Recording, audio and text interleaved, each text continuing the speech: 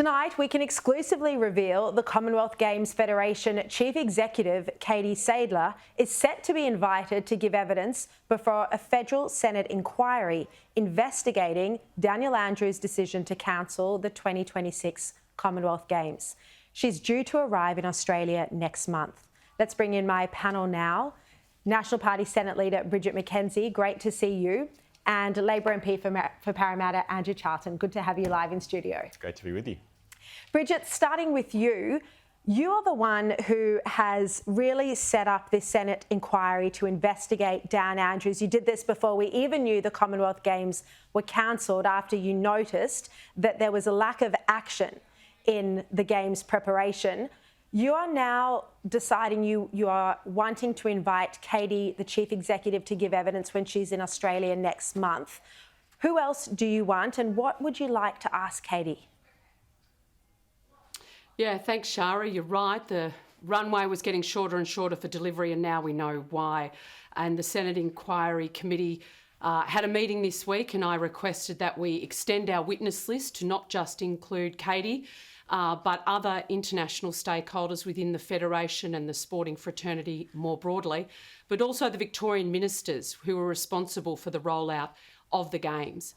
And I also know our regional communities that we're looking forward to hosting the Games are incredibly disappointed, and so requesting an extended witness list, that submissions be reopened, and also that we examine more closely the impacts that this decision will have, not just on our international reputation, but on delivering like events into the future.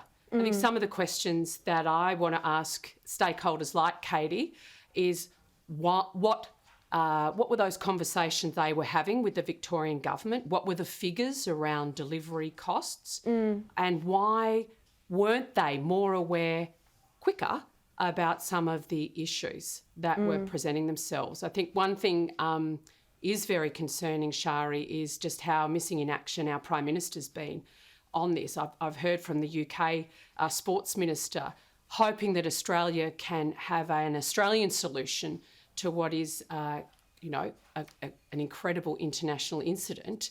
And he's been missing in action. There's been premiers. It's been alleged that Daniel Andrews has actually been calling them behind the scenes, asking them not to put their hand up to help.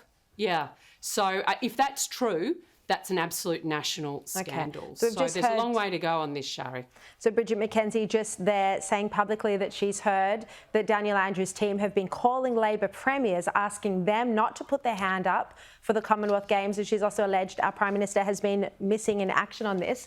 Andrew, the former Victorian Premier Jeff Kennett has written quite a powerful piece in the Herald Sun today, where he says that this is more emblematic of how Daniel Andrews is running Victoria. He's borrowing too much money, he's taxing too much. And Jeff Kennett actually says, well, if the Commonwealth Games can't go ahead, then maybe they should scrap the suburban rail loop project too. What do you think about all of this?